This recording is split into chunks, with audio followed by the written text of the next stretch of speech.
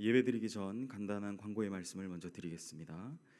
코로나 바이러스 감염증에 따른 예배 변경 사항 안내입니다. 우리 교회는 지난주부터 7대 예방 수칙을 준수하는 절차를 통해서 제한적인 현장 예배와 기존의 영상 예배를 함께 진행하고 있습니다.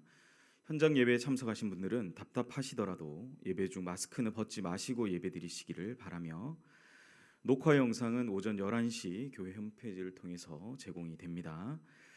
특별히 감기, 발열 증상 및 의심 증사자나 면역력이 약한 환우, 노약자 및 영유아, 고위험군 직업을 가지신 성도나 다중시설 근무자께서는 계속해서 동영상으로 예배를 드려주시기를 부탁을 드립니다.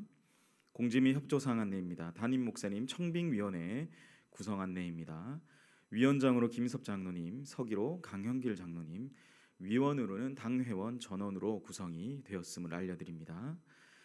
온라인 헌금 계좌 안내, 헌금은 온라인으로도 드리실 수 있사오니 하나은행 계좌를 확인하셔서 꼭 온라인 헌금으로 또 참여를 해주시고, 입금 후에 반드시 교회 사무실로 연락하셔서 입금 내역과 헌금 구분 등을 확인하시기를 바랍니다. 기부금 영수증 안내입니다. 종합소득세 신고용 기부금 영수증이 필요하신 분은 사무실로 신청해 주시기를 바랍니다. 2020년 다회용 11조 봉투를 11조 봉투 보관함 본당 로비 엘리베이터 앞쪽에 있는 곳에 비치해 놓았습니다. 소식 및 교우 동정 안내입니다. 헌물 안내입니다. 당회원과 봉사부에서 식당 주방기구, 취방기와 가스레인지 그릇 등 교체 헌물로 섬겨주셨습니다. 감사드립니다. 정교인 천독 성경읽기 마라톤 509번째 김창태 장로님, 510번째 김미경 집사님, 511번째 강병선 집사님 31독으로, 512번째 김종순 1권사님 17독으로 참여해 주셨습니다. 감사드립니다. 다 함께 자리에서 일어나셔서 묵도하심으로 주일 예배를 하나님께 드리시겠습니다.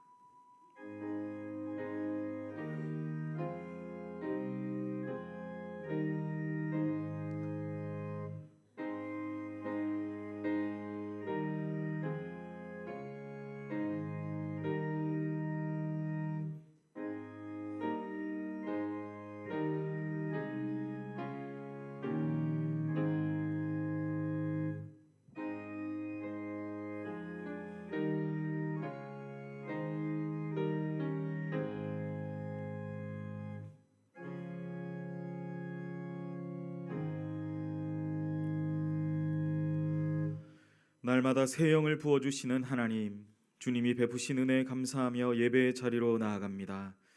한 주간 주님의 은혜 속에 있음에 감사하며 연약하고 부족한 심령으로 주님 앞에 나아갈 때 오늘도 우리에게 새롭게 부어주시는 능력과 그 크신 은혜를 내려주시옵소서. 예배를 통해 힘과 능력의 근원 되신 주님을 더욱 의지하게 하시며, 우리의 부족한 죄와 허물들 주께 고백하며 회개하오니 용서하시고 오늘 들려주시는 말씀으로 한 주간 살아가게 하옵소서. 감사드리며 이 모든 말씀 예수님의 이름으로 기원하옵나이다. 아멘. 다 같이 신앙 고백하겠습니다.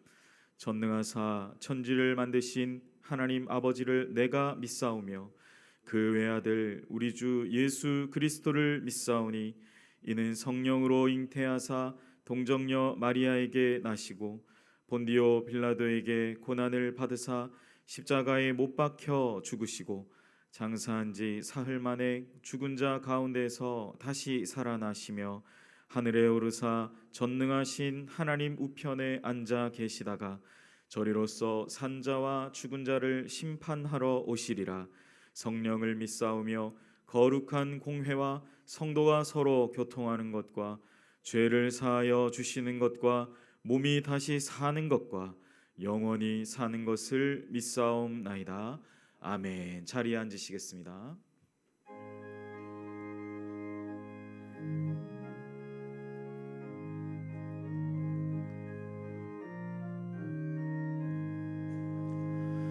나의 사랑하는 채 비록 헤어졌으나 어머님의 무릎 위에 앉아서 재미있게 듣던 말 그때 일을 지금도 내가 나 잊지 않고 기억합니다. 귀하고 귀하다. 우리 어머니가 들려주시던 재미있게 듣던 말 이 책 중에 있으니 이 성경 심히 사랑합니다. 옛날 용맹스럽던 다니엘의 경험과 유대 임금 다윗 왕의 역사와 주의 선지 엘리야 바람 타고 하늘에 올라가던 일을 기억합니다. 귀하고 귀하다. 우리 어머니가 들려주시던 재미있게 듣던 말 이 책 중에 있으니 이 성경 심히 사랑합니다. 예수 세상 계실 때 많은 고난 당하고 십자가에 달려 죽임 당하니 어머님이 읽으며 눈물 많이 흘린 것 지금까지 내가 기억합니다. 귀하고 귀하다. 우리 어머니가 들려주시던 재미있게 듣던 말 이 책 중에 있으니 이 성경 심히 사랑합니다. 그때 일은 지나고 나의 눈에 환하오 어머니의 말씀 기억하면서 나도 시시때때로 성경 말씀 읽으며 주의 뜻을 따라 살려 합니다. 귀하고 귀하다. 우리 어머니가 들려주시던 재미있게 듣던 말 이 책 중에 있으니 이 성경 심히 사랑합니다.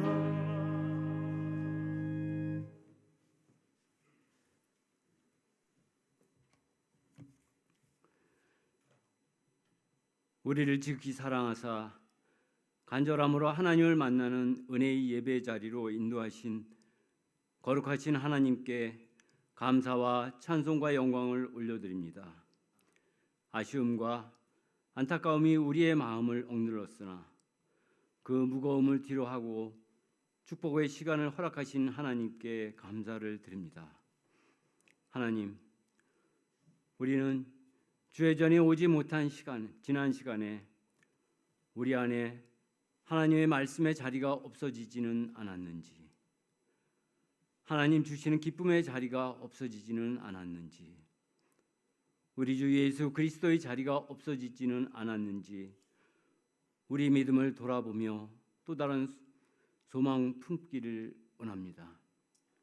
오늘의 예배를 통해 우리의 어리석은 옛 자아, 습성, 옛사람의 잔재를 버리고 오롯이 하나님을 사랑하는 믿음, 하나님을 사랑하는 공동체, 하나님을 사랑하는 믿음의 자녀 되기를 새롭게 소망하기 원합니다. 오늘 주시는 말씀으로 우리의 삶과 믿음을 말씀에 비추어 성찰하는 뜻있는 시간이 되기를 간절히 원합니다. 우리 안의 미처 알지 못한 어리석음과 드러나지 않은 은밀한 부끄러움을 깨닫는 은혜가 있게 하시고 마음으로부터의 순종과 헌신으로 하나님을 사랑하며 비움과 내려놓음이 녹아진 믿음의 삶으로 우리의 모든 마음을 주께 드리는 기쁨 누리기를 원합니다. 장차 우리 삶의 마지막에 하나님의 칭찬을 받는 인생 되기를 간절히 원합니다. 사랑의 하나님, 코로나19로 인한 어려움에 처한 이 나라를 지켜주시고 선하게 인도해 주시기를 원합니다. 이 나라에 하나님의 공의로 하나님을 경외함으로 나라를 이끌어가는 손길을 허락하시고 코로나19로 인한 여러 가지 어려운 상황이 속히 종식되고 회복되는 은혜를 허락해 주시옵소서. 생활 속 거리두기를 통해 잃어버린 일상이 회복되고 특별히 이 땅에 허락하신 교회들이 온전한 예배를 하나님께 드리는 축복으로 인도해 주시기를 간절히 원합니다. 하나님, 우리 연희교회를 지켜주셔서 예배를 드리게 인도하시니 감사드립니다. 지난 잃어버린 시간이 헛되지 아니하게 간절함으로 하나님을 만나고 하나님의 은혜로 우리 믿음이 더욱 풍요로워지기를 원합니다.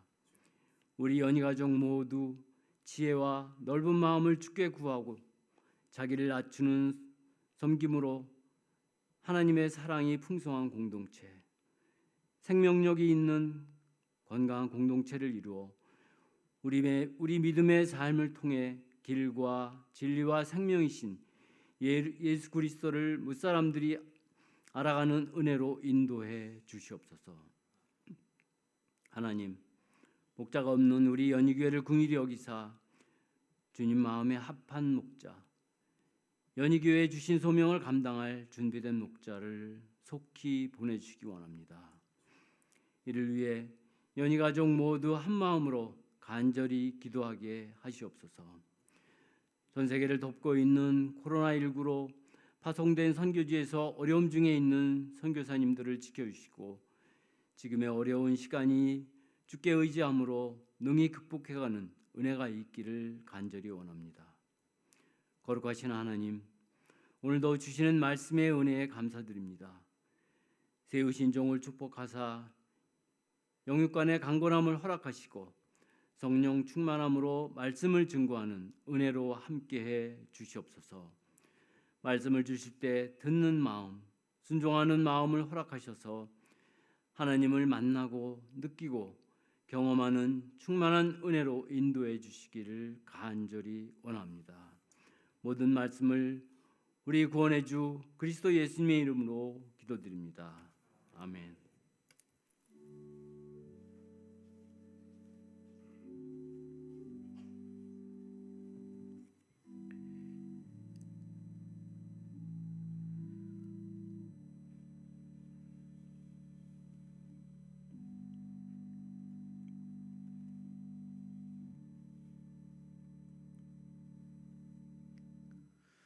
오늘 우리에게 주시는 은혜의 말씀입니다. 다 같이 겸허한 마음으로 하나님의 말씀을 받겠습니다. 하나님의 말씀은 출애굽기 20장 12절 한 절의 말씀입니다. 구약 성경 112면에 있습니다. 출애굽기 20장 12절 말씀, 제가 여러분을 대신하여 봉독하여 올립니다. 내 부모를 공경하라. 그리하면 내 하나님 여호와가 내게 준 땅에서 내 생명이 길리라. 아멘. 이 시간 안인선 목사님 나오셔서 부모를 공경하는 의미라는 제목으로 은혜의 말씀 전해주시겠습니다.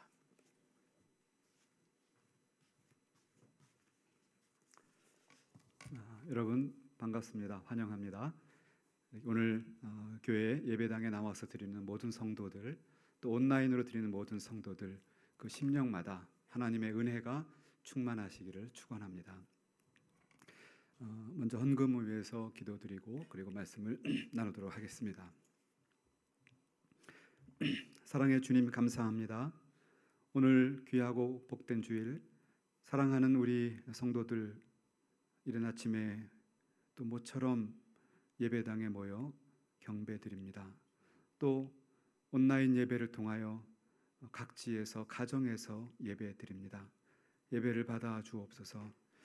오늘 예배에 나올 때 빈손으로 오지 아니하고 모든 것이 하나님께로부터 온 줄로 믿고 감사하는 예물을 드렸습니다. 하나님, 이 예물을 귀하게 사용하셔서 연희교회가 뜻하고 계획하는 놀라운 하나님의 선한 사업이 날로 부흥번창하도록 은혜를 쏟아부어 주시옵소서. 11조를 드린 손길 위에 배나 축복하셔서 더욱더 주께 헌신할 수 있는 그 그런 기회와 또 그런 여러 환경도 주시고 감사의 제목으로 드린 여러 손길들 함께 하사 더 많은 감사의 제목이 넘치게 하시며 지금은 그리 뚜렷한 감사의 제목이 보이지 않고 고통스럽고 힘든 상황 가운데 있는 성도들이 있다면 다음에는 더 감사할 조건을 많이 가질 수 있도록 우리 주님 임마누엘 해 주시옵소서. 말씀을 나누겠습니다. 하나님 말씀과 더불어 성령께서 우리 마음을 감동시켜 주시옵소서.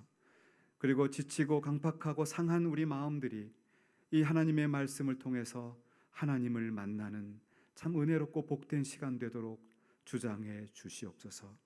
말씀을 증거하는 부족한 사람의 모습은 오로지 십자가 뒤에 감추어 주시고 그리스도의 도구로만 사용하여 주시옵소서. 예수님의 이름으로 기도하옵나이다. 아멘.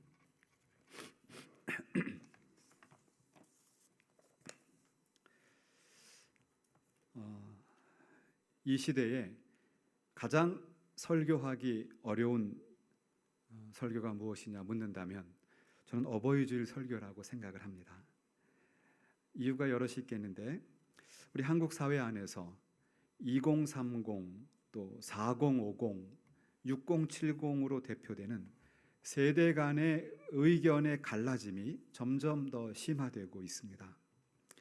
이런 시대 속에서 과연 부모를 공경하라라는 계명이 무슨 의미가 있는가를 참 설득하고 말하는 것이 쉽지 않다는 이야기입니다. 그런데 제가 정말 설교하기 어렵다고 드렸던 말씀은 사실은 저 자신 때문입니다. 저희 선친은 제가 아직 철이 덜 들었던 질풍노도 시기의 끝자락에 있었던 대학교 2학년 때 소천하셨습니다. 그래서 저희 아버님은 제가 신학을 하기로 결심하기 이전에 내 인생이 어떻게 펼쳐질지 모르는, 아무도 나를 막지 마라, 나는 자유로운 사람이다, 이런 마음을 갖고 있을 그 대학교 때 아버님이 소천하셨고, 그래서 제가 이제 나중에 군대 갔다가 와서 신대원에 갔다 오고 나서 신대원 다닐 때죠. 신대원 제가 2학년 때 첫 사역을 후암동에서 했는데 그때 수요 예배 첫 설교를 하는데 막 눈물이 막 나오더라고요. 우리 아버님은 내가 신학을 할 것도 모르고 이 아들이 예수나 잘 믿을래나 뭐 이런 생각 속으로 가지고 계셨겠죠. 그리고 소천하셨어요. 그래서 정말 풍수지탄이라 계실 때 잘 해드리는 것이 중요하구나, 그걸 저는 깨닫게 됩니다. 또 저희 그 이후에 저희 모친은 이제 소위 호르몬이로서 그 정말 헌신처럼 지금까지도 사랑과 희생을 보여주고 계십니다. 그런데 지금 제가 늘 뭐 학교 강의한다, 또 설교한다, 또 뭐 논문 쓴다, 이런 여러 가지 바쁜 핑계로 인해서 정작 넉넉하고 여유 있는 대화를 나눈 기억이 흔치가 않습니다. 물론 다 이해하신다고 하시죠. 바쁜 거 다 이해한다, 열심히 해라, 건강해라 하시지만 정말 제 마음속에 여유 있고 넉넉한 대화의 시간을 늘 갖지 못하기 때문에, 그런데도 불구하고 부모를 공경하라고 설교해야 하는 이 저의 역설적인 그런 상황 때문에 어제 저녁 듣기까지도 설교문을 완성을 못하겠더라고요. 계속 마음에 무거움이 있었습니다. 자료들을 보니까 요즘 사회적인 문제 가운데 하나로 나타나는 것이 노인 학대라고 합니다. 그런데 노인 학대의 그 이유가 주로 가족 구성원 간의 갈등이라고 합니다. 놀라운 사실은 72.2%가 아들과 딸에 의한 학대가 제일 많았습니다. 그리고 학대 행위자의 연령 분포를 보니까 10대는 0.9%밖에 되지 않습니다. 20세에서 39세까지 해서 34.1%, 그리고 40세에서 59세까지가 54.1%가 이 노인 부모를 학대하는 그런 경우였습니다. 이처럼 중년 자녀들에 의한 노인 학대가 가장 높은 그것은 이유가 있는데, 중년 자녀들이 형태상으로는 핵가족 속에 살고 있는 겁니다. 자기 자신은, 자기 자녀도 그렇고요. 그리고 그 속에서 자신의 삶을 위한 노력을 애써 일구어 나가고 있는데, 노부모와의 관계라고 하는 그 영역에 들어오면 그 영역은 가부장적인 그런 가치관이 작동하는 영역이라는 것이죠. 그러니까 자기가 살아가는 영역과 부모님과의 관계의 영역은 전혀 다른 차원이기 때문에 그 영역 속에서 상당히 많은 이 자아 분열 내지는 자기 상실감을 느끼고, 그것이 그런 방법으로 표출된다, 이런 연구였습니다. 그래서 한국 심리학회지에서 부산대학교 심리학과와 아동학과 교수팀이 연구한 내용을 보면 이런 이야기를 하고 있었습니다. 요즘의 중년들은 소위 베이비붐 시대입니다. 베이비붐 시대. 끼인 세대라고 하기도 합니다. 가족관계 안에서 보면 위로는 노부모님을 공경해야 합니다. 아래로는 자녀를 양육하게 해야 합니다. 얼마나 어려운 일입니까? 자녀 양육하는 일이. 동시에 사회 안에서는 자신이 반드시 성취해야만 하는 그러한 과업이 늘 엄청난 무게가 자기에게 던져지고 있다는 것이죠. 이런 삼중고를 겪는 그런 사람이 그 가족 부양자로 이렇게 세워져 있다는 것입니다. 그러면서 이 연구 결과를 보면은 가장 많은 갈등의 원인이 무엇이냐 하면 아들에 대한 선호, 딸에 대한 무시, 자식에 대한 차별, 그러니까 첫째, 둘째 이런 거 차별을 한다는 거죠. 고부간의 갈등의 원인이 되는 며느리에 대한 차별, 장남에 대한 편애, 또 중년 자녀에 대한 관심과 배려의 부족, 부양 부담에 대한 무게, 그리고 노부모님의 그 헌신에 대한 마음의 부담, 이런 것들이 갈등의 요인이라 이렇게 그 연구 결과는 말하고 있었습니다. 그리고 또 한 가지 흥미로운 사실은 남성보다는 여성이 이런 가족관계 속에 있는 그런 갈등과 무게가 더 많았다. 거의 2배 가까이 되고 있었습니다. 여기서 이제 한 가지 또 주목할 만한 특징이 나타나는데, 중년 자녀와 노부모와의 관계에서 보면 이전에는 이 부양 문제가 가장 큰 이슈였다고 합니다. 부양에 대한 책임이라든지 이런 무게들이. 근데 그 비중은 점점 줄어들고 있습니다. 왜 그럴까요? 우리나라가 이제 선진국이 되어 가는 거죠. 사회 보장 시스템들이 많이 이제 작동이 되고 그런 체계가 갖추어져 가는 겁니다. 그래서 이제 그런 면에 있어서 부담은 점차 물론 아주 없지는 않습니다. 여전히 크지만 과거와 비교해 볼 때 그런 비중은 줄어들고 있었습니다. 그런데 점점 더 큰 요인으로 점점 성장하고 있는 요인이 뭐냐 하면 정서적인 문제였습니다. 그러니까 이 부모와 자녀 간에, 특히 노년 부모와 중년 자녀 간에, 또 중년 부모와 청소년 자녀 간에 가장 큰 이슈, 가장 큰 갈등이나 문제 상황의 원인이 뭐냐 하면 가장 큰 비중은 마음이었습니다. 정서적인 문제, 그것이 큰 비중이었습니다. 사랑하는 성도 여러분, 제가 지금 말씀드린 것은 이건 기독교인을 상대로 한 것이 아닙니다. 일반적인 대한민국 국민들을 상대로 한 연구 결과입니다. 이처럼 일반적인 한국의 시민들도 이 부모에 대한 마음이 어떻게 해야 된다, 이미 다 많은 것들을 연구하고 있고 가르치고 있고 말하고 있습니다. 이런 도덕에 대한 것은 누구나 다 다른 종교도 강조하고 있습니다. 오늘 제 말씀의 초점은 기독교인입니다. 이제 초점을 좁혀서, 그렇다면 우리 기독교인들은 왜 부모를 공경해야 하는 것이고, 부모를 공경한다고 하는 의미는 영적으로 신학적으로 어떤 의미가 있는 것일까? 그 부분이 오늘 제 말씀의 초점이 되겠습니다. 오늘 같이 읽은 말씀은 출애굽기 20장 12절입니다. 유명한 말씀입니다. 십계명입니다. 이 십계명은 우리가 잘 아는 것처럼 이스라엘 백성이 애굽에 가죠. 애굽에 간 이유는 요셉이 처음에 가고 나중에 기근이 들었을 때 그 모든 야곱과 그 자녀들이 오게 되죠. 그래서 애굽에 정착하게 되지만 이제 애굽에서 점차 노예로 전락하게 되는 겁니다. 그리고 그러면서 점차 너무 고통스러운 삶 가운데 있었고, 그래서 하나님께 간절히 부르짖었을 때 하나님은 그들을 애굽에서 구원해 주기로 작정을 하십니다. 그리고 이제 애굽에 있는 사람들 구원해 내는 그 구원의 역사가 유명한 엑소도스, 출애굽기입니다. 그래서 오늘 출애굽기 20장의 2절부터 3절을 보면 중요한 말씀이 딱 등장합니다. 나는 너를 애굽 땅 종 되었던 집에서 인도하여 낸 내 하나님 여호와니라, 이렇게 말합니다. 이것은 십계명의 서론과도 같습니다. 그러니까 십계명을 가지고 이렇게 해라, 주의를 거룩하게 해라, 부모 공경해라, 이렇게 막 의무감으로 도덕감으로 주는 것이 아니라 먼저 엄청난 하나의 그런 서론을 제시하고 있습니다. 내 하나님 여호와는 너를 그 고통스럽고 죽음과도 같았던 애굽에서 인도해낸 만군의 여호와 하나님이다.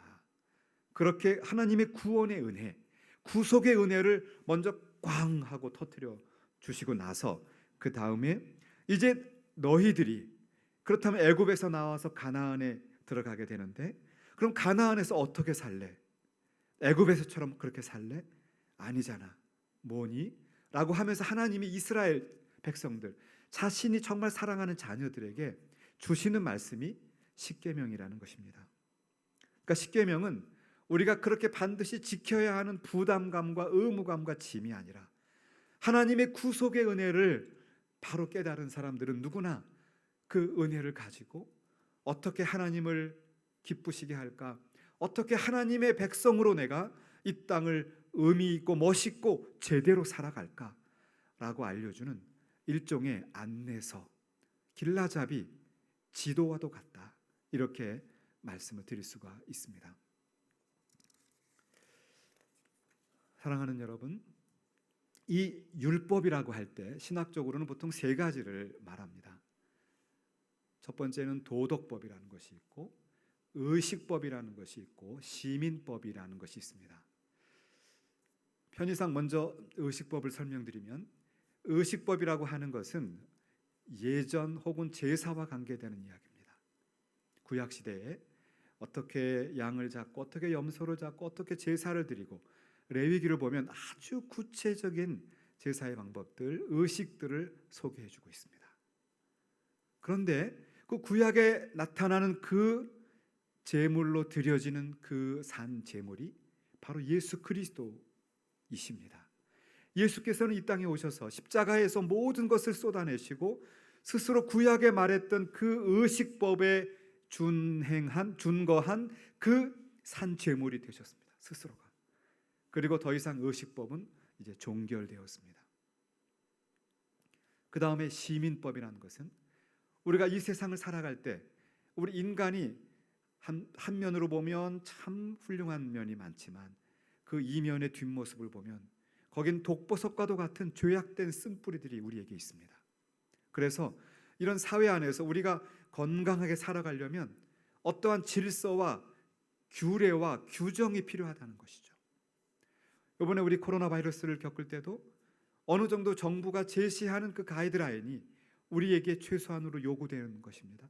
이런 규제와 통제가 있어야 그것을 우리가 다 지지하진 않아도 혹은 그것이 우리에게 불편해도 그래야 인간답게 살 수 있는, 평안하고 행복하게 살 수 있는 그러한 법들입니다. 이게 시민법입니다. 시민법. 그 다음에 가장 중요한 본질적인 것은 도덕법이라고 하는 것입니다. 이 도덕법이라고 하는 것은 이 모든 사람들에게 다 적용되는 것이고 구약의 이스라엘 백성뿐만이 아니라 오늘 우리들에게 또 앞으로 다가올 모든 세대들에게 조금도 1.1획도 변화되거나 없어지지 않고 지켜져야 할 아주 중요한 법입니다. 그것이 바로 십계명입니다. 그러니까 십계명은 이러한 신학의 틀 안에서 보면 그 안에 하나님이 어떤 분인가를, 왜 우리가 하나님의 백성으로 그리고 어떻게 살아야 하는가를 시종일관 전해주시는 아주 중요한 말씀이라고 할 수 있습니다. 모세가 시내산에서 받은 이 십계명은 두 돌판으로 되어 있습니다. 첫 번째 돌판에는 1계명부터 4계명까지 하나님을 어떻게 우리가 섬겨야 하는지 그 원칙을 얘기하고 있습니다. 그리고 6계명부터 10계명까지는 이 6개의 계명은 두 번째 돌판이라고 하는데, 거기에는 인간의 생활 속에서, 이 세상에서 우리는 사람들과 어떤 관계를 맺고 그리고 어떻게 살아야 하는가, 이 땅의 삶에 대한 가르침이 들어 있습니다. 그래서 우리가 보통 10계명 혹은 도덕법 할 때 두 돌판 이렇게 말하고 있습니다. 예수님은 이것을 그대로 요약해 주셨습니다. 모든 율법은 둘로 결론이 나는데, 하나님, 내 하나님 여호와를 사랑하고 내 이웃을 사랑한다. 첫 번째 돌판과 두 번째 돌판을 예수님은 잘 설명해 주셨습니다. 그런데 바로 이 두 번째 돌판에 해당되는 우리 인간의 삶의 영역에서 우리가 어떻게 살아야만 하는가, 은혜 받은 자, 구원받은 자로 어떻게 살 것인가를 소개할 때 제일 첫 번째 등장하는 계명이 내 부모를 공경하라는 것입니다. 그러니까 부모를 공경하라는 그 말은 보통 세상 사람들이 말하는 그런 효도의 개념을 넘어서는 영적인 개념이요, 하나님의 백성의 삶과 관계되는, 다시 말하면 우리 신앙의 본질과 관계되는 아주 중요한 말씀이다, 이렇게 설명드릴 수가 있겠습니다. 그런데 오늘 본문 20장 12절의 뒷부분인데요, 제가 좀 한번 다시 찾아서 읽어드리겠습니다. 내 부모를 공경하라. 그리하면 내 하나님 여호와가 내게 준 땅에서 생명이 길리라. 자, 여기서 다른 계명에는 그런 말이 붙지 않습니다. 보실까요? 그 다음에 살인하지 말라, 간음하지 말라, 도둑질하지 말라, 이웃에 대해서 거짓 증거하지 말라. 다른 계명은 그냥 중요한 계명이 제시되어 있습니다. 그런데 유일하게 부모를 공경하라는 계명에는 뒤에 한 말이 더 붙어 있습니다. 그것은 뭐냐 하면, 그렇게 하면 내 하나님 여호와가 내게 준 땅에서 내 생명이 길리라. 부모의 공경을 말할 때 생명하고 연결시키고 있습니다. 여러분, 왜 그랬을까요? 우리가 이 땅에 어떻게 태어날 수 있었을까요? 우리 부모님이 아니면 우리는 이 땅에 존재할 수도 없는 사람들입니다. 우리가 부모를 공경해야 하는 가장 본질적인 이유는 우리에게 생명을 주신 그 분들입니다. 그 부모님. 그래서 부모를 공경하면 여기 나온 것처럼 내 생명이 길리라. 서로 짝을 이루고 있습니다. 그리고 부모를 공경하라라고 할 때, 이 공경이란 말은 영어로는 honor라고 할 수 있지만, 이것을 좀 신학적으로 좀 더 설명을 드리면 세 가지 정도로 이것을 해석을 합니다. 첫 번째는 뭐냐 하면, 부모를 공경하라 하는 말 속에는 존경이라는 의미가 들어 있습니다. 존경. 그러니까 부모를 공경하는 속에, 그 말 속에는 마음으로부터 우리 부모에 대한 존경의 마음이 있어야 한다는 것입니다. 그래서 구약 출애굽기 21장 17절이나 레위기 20장 9절, 잠언 20장 20절 이런 데 보면 뭐라고까지 말하냐 하면, 아비나 어미를 저주하는 자는 사형에 처해라, 이 정도까지 말합니다. 그러니 우리가 부모를 공경하라 할 때 그 말의 의미는 부모를 존경하라는 의미입니다. 다음에 두 번째 의미는 부모에게 순종하라는 의미입니다. 공경의 의미는 순종의 의미입니다. 이것은 부모에게 불순종하거나 반역하는 자를 어떻게 대할 것인가, 역시 신명기 21장 18절에서 21절에 보면 부모에게 반역하는 자, 불순종하는 자의 극한 결과를 예고해 주고 있습니다. 그러니까 부모를 공경한다는 말은 부모님에게 순종하는 것이다, 이렇게 말할 수 있습니다. 그리고 세 번째는, 부모를 공경한다는 말은 부모에게 감사하라는 이야기입니다.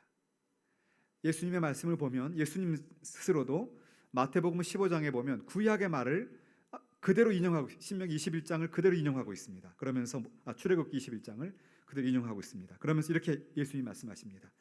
하나님이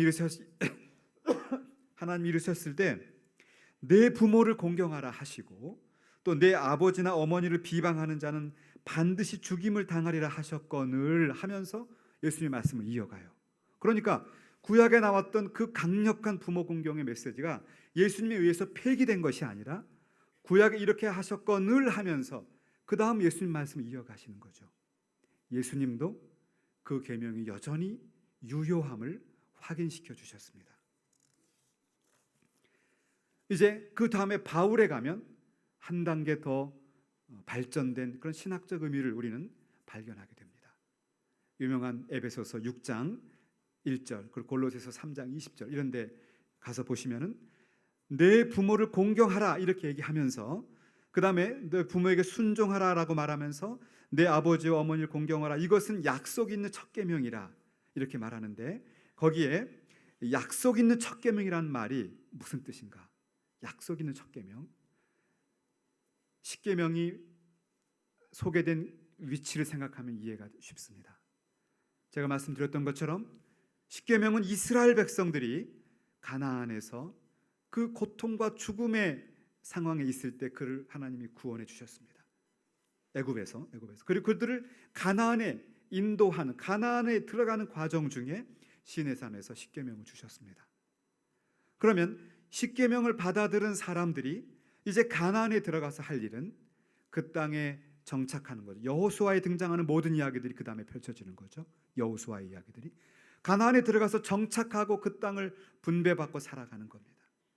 그러니까 지금 약속 있는 첫 계명은 약속의 땅에 들어가서 살아가야 할 그 사람들이 첫 계명으로 받은 것이 내 부모를 공경하라는 말씀인 겁니다. 그 무게가 엄청나게 큰 것이죠. 다른 계명과 어떤 경감이 있다고 말하기는 어렵지만 적어도 첫 계명의 무게는 시종일관 강조되고 있는 것을 우리는 발견하게 됩니다. 그리고 또 하나 우리가 기억해야 될 것은 에베소에 오면 바울은 한 가지를 덧붙입니다. 그 전에 구약이나 복음서에는 없던 내용 하나가 에베소에서 바울은 하나를 떡 집어넣는데 그것이 우리에게도 굉장히 중요한 말씀입니다. 무엇일까요? 내 부모를 어떻게 공경하라고 바울은 한 단어를 더 집어넣었을까요? 주 안에서 공경하라. 지금 바울은 약속 있는 첫 계명으로서의 부모에게 공경하라는 말씀을 하면서 앞에 전제를 달았습니다. 주 안에서 공경하라.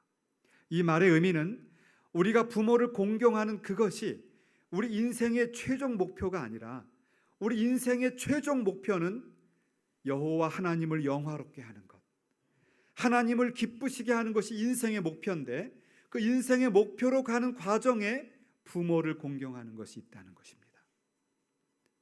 주 안에서 부모를 공경함을 통해서 우리는 하나님 앞에 하나님을 영화롭게 하는 주님 안에 거하는 삶을 살아갈 수 있는 것입니다. 그래서 부모를 공경한다는 그것은 영적인 의미로 들어가 보면 더 깊고 더 확실하고 더 명확한 우리의 약속과 우리의 삶과 하나님을 영화롭게 한다고는 인생의 최종 목적과 연결되는 깊은 의미가 들어있는 것을 우리는 발견하게 됩니다. 그래서 부모를 공경하라.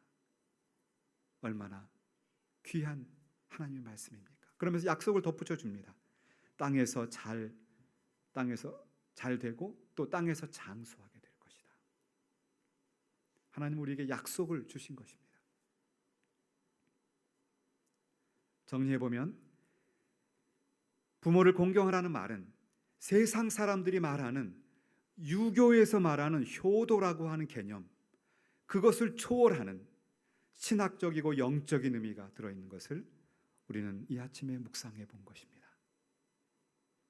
하나님의 구원의 은혜를 받고 약속의 땅 가나안에 들어가는 자들이 가슴에 품고 들어가야 할 그 하나님의 약속 있는 계명의 첫 번째가 부모를 공경하라는 것이었습니다.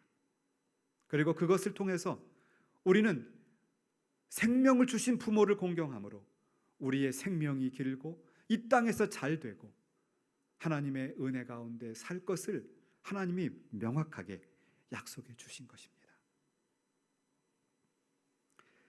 사랑하는 성도 여러분, 그런데 여기서 우리는 한 단계 더 나아가는 뜻을 보게 됩니다. 그 뜻은 뭐냐 하면, 지금 우리는 부모를 공경하라라고 하는 명령을 받았습니다. 그리고 그 다음에 보시면 계속 나오는데 살인하지 말라, 간음하지 말라, 이런 말들이 나옵니다. 우리가 보통 부정적인 말로 계명을 받은 것입니다. 그죠? 부모를 공경하라는 말은 긍정적이지만 그 다음에 보는 살인하지 말라, 말라는 것이죠. 간음하지 말라, 도둑질하지 말라, 이웃에 대해 거짓 증거하지 말라, 말라. 즉 부정적인 그런 문장의 계명이 나오고 있습니다. 그래서 우리가 십계명을 해석할 때는 긍정과 부정을 같이 포괄적으로 해석하는 것이 굉장히 중요하다는 말씀입니다. 예를 들어서 살인하지 말라라는 계명이 있습니다. 제가 알기로 우리 연희교회처럼 이렇게 신사적인 아주 훌륭한 그리스도인들이 살인할 일은 없습니다. 그럼 나는 다 지켰지. 살인 나 다 지켰어. 간음하지 마라. 나 지켰어. 난 다 했어. 나는 의로운 사람이야. 끝. 이렇게 해서는 안 된다는 거죠. 거기에는 어떤 의미가 숨어 있냐면, 이제 살인하지 말라라고 했다면 거기 숨어 있는 긍정적인 의미는 예수님이 이제 말씀하신 것과 관계가 돼서 풀어지는데, 예수님이 형제 보고 라가라고 하는 자마다, 욕을 하는 자마다 이미 그 사람을 살인한 것이고, 형제를 미워하는 자마다 이미 그 사람을 살인한 것이에요. 눈에 보이는 살인 행위가 아니라 우리의 입과 우리의 입술과 우리 마음으로 형제를 미워하는 언행을 했을 때 그것이 이미 살인이라는 것입니다. 예수님은 영적으로 해석해 줍니다. 한 단계 더 나아가서 이제 긍정적인 적극성을 띠고 해석하게 되면 이런 것입니다. 살인하지 말라는 계명은 이 세상에 존재하는 인간의 생명을 지키고 보호하고 인권을 보호해라 라는 적극적인 의미를 우리가 찾아야 한다는 것입니다. 그러니까 우리는 이 세상 살면서 사람들의 인권이 짓밟히고 인간의 존엄성이 무너져가는 것을 바라볼 때 그것을 위한 적극적인 기도와 헌신이 필요하다는 것입니다. 그것이 살인하지 말라는 계명을 지키는 것입니다. 간음하지 말라도 마찬가지입니다. 나는 간음을 안 했습니다. 난 다 지켰습니다. 그거는 절반의 계명의 지킴입니다. 긍정적으로 해석을 하면 여성을 보호하고 그리고 가정을 지키고 그리고 적극적으로 성폭력이나 성희롱으로부터 이 사회를 지키는 노력을 해라. 그것이 간음하지 말라는 계명의 해석이라는 것이에요. 이웃의 물건을 탐하지 말라. 나 이웃의 물건을 안 훔쳤으니까 다 지켰다. 아니라는 겁니다. 그것이 아니라 이웃의 물건, 이웃의 어떤 재산이나 가치를 지켜주기 위해서 적극적으로 노력하고 헌신하는 것이 그 계명을 지킨다는 것이에요. 이처럼 십계명은 부정적으로 명령한 것은 긍정적인 면으로 다시 더 깊이 해석해서 우리가 이 땅을 어떻게 살아갈지를 명확히 가르쳐 주는 것이죠.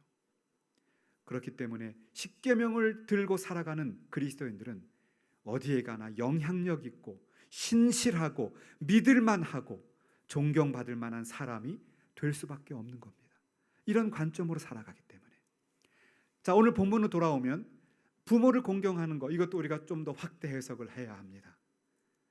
육신의 부모는 우리를 낳아주신 부모들입니다. 그러나 우리 믿음의 공동체, 우리 사회 안에 존재하는 지도자들이 있습니다. 사회 안에서는 이 사회를 이끌어가는 사회 지도자들이 있습니다.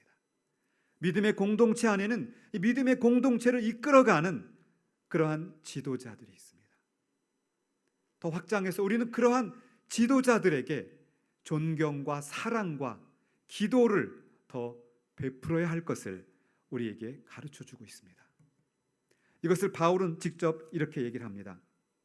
디모데전서 5장 17절을 보면 잘 다스리는 장로들을 배나 존경할 자로 알되, 이렇게 말하고 있습니다. 잘 다스리는 장로들을 배나 존경할 자로 알아라. 믿음의 공동체를 위해서 헌신하고 섬기는 그러한 일꾼들을 배나 존경하고 공경하라.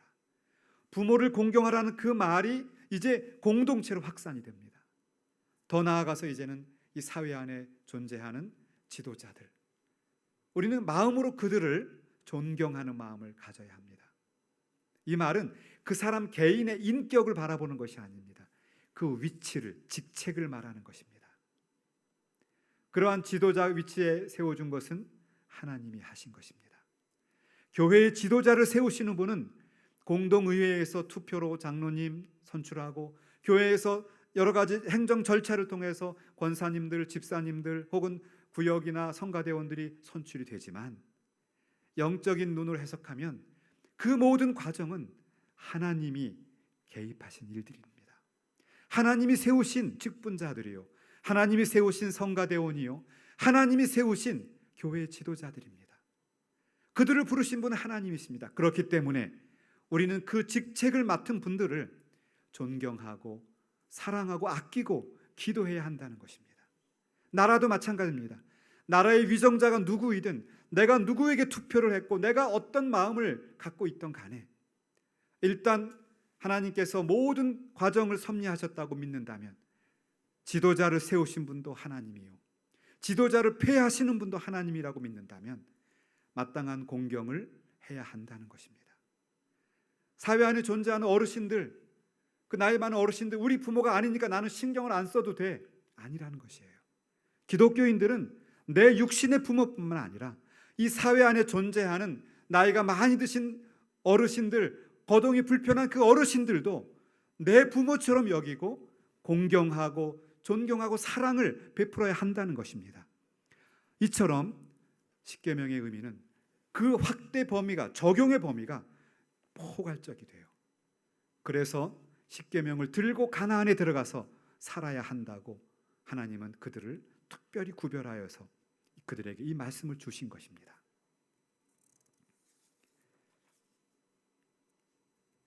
이제 말씀을 정리해 보겠습니다. 제게는 딸이 하나 있습니다. 딸이 대학생인데요. 전에는 어버이날이 되면 카드를 엄마 거, 아빠 거, 할머니 거 3개를 썼더라고요. 언제부턴가 이제 한 카드에 다 묶어서 다 이렇게 써요. 힘들겠죠. 제가 그걸 보면서 다음 세대들은 어렵겠다. 부양 가족이 많구나. 그죠? 저희 집에 딸 하나는 지금 3명의 할머니와 엄마 아빠를 다 신경을 쓰고 살아가는 거죠. 제가 보니까 안쓰럽더라고요. 아이고 안쓰럽다. 그 생각이 들어요. 그 딸이 어렸을 때 일입니다. 초등학교 2학년 때인데 학교에서 아버지 직장 체험 보고서를 내라고 했습니다.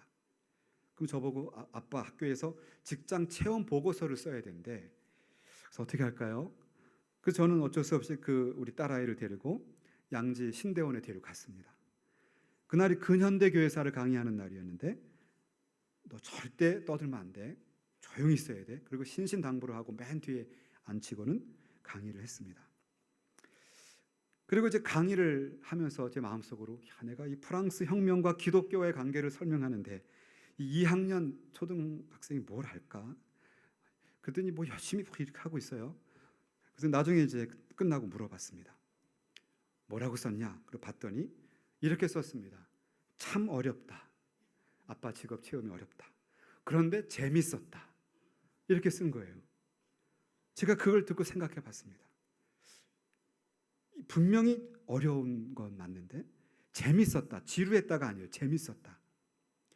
평소에 늘 집에서 같이 밥을 먹고 잠자고 장난치고 뒹굴고 하는 그런 아빠가 저 앞에 딱 있어서 아빠가 뭐라고 하고 있는 거예요. 그러니까 딸이 볼 때는 그 내용은 하나도 모르겠는데 아빠가 뭘 얘기하고 있네. 그걸 보면서 너무 재미있고 너무 친근한 겁니다. 아빠가 하는 그것이 중요한 것이 아니라 아빠이기 때문에, 아빠가 앞에 있기 때문에 그래서 참 재밌었다라고 쓰는 딸의 그 소감문을 보면서 제가 많은 것을 깨달았습니다. 사랑하는 여러분, 어버이날을 맞는 우리의 마음도 마찬가지라고 생각합니다. 정말 중요한 것은 우리 마음입니다. 우리가 정말 우리 부모님을 존중하고 순종하고 그리고 사랑하고 있는가? 형식 논리에 최소한의 형식 논리만, 남들 눈을 의식하는 최소한의 그것만 하고 있는가? 내 마음 깊은 곳으로부터 하나님이 주신 약속 있는 첫 계명으로 내가 알고 하고 있는가? 또 나는 내 자녀들에게 정말 존경받는 부모로 살아가고 있는가? 나는 그러한 부모로부터 공경받을 만한 그런 신앙의 모범적인 부모가 되어가고 있는가? 모두가 다 함께 마음을 열어놓고 묵상하면서 오늘부터라도 다쳤던 대화의 물꼬를 트고 얽혔던 감정의 고리들을 풀어내면서 다시금 가정이 회복되고 부모님을 향한 진정한 사랑의 마음들을 표현하시는 복된 성도들이 되시기를 예수의 이름으로 축원합니다. 기도하시겠습니다. 하나님 감사합니다. 오늘 출애굽기 말씀을 통해서 애굽에 종살이하던 그들이 가나안에 가는 그 길목에 어떻게 가나안의 땅을 차지하고 그곳에서 성공적으로 살 수 있을 것인가? 중요한 은혜 받은 자의 삶의 지침서를 십계명을 통해 주셨습니다. 두 번째 돌판, 인간 가운데 살아가는 삶 가운데 첫 번째로 주어진 그 중요한 부모를 공경하는 그 말씀을 부여잡고 오늘도 열린 마음으로 그동안 부족한 부분이 많았던 것을 정직하게 하나님 앞에 고백하면서 지금부터라도 내 마음으로부터 부모님을 소중히 여기고 존중할 수 있는 성도들 되도록 도와주시고, 그리고 내 자녀들에게 정말 존경받을 수 있는 믿음의 본이 되는 부모로 살아갈 수 있도록 우리들을 축복해 주시옵소서. 지금은 우리 주 예수 그리스도의 은혜와 하나님 아버지의 크신 사랑과 성령님의 감동 감화 교통 인도하심이 사랑하는 무리 가운데 항상 있을지어다. 아멘.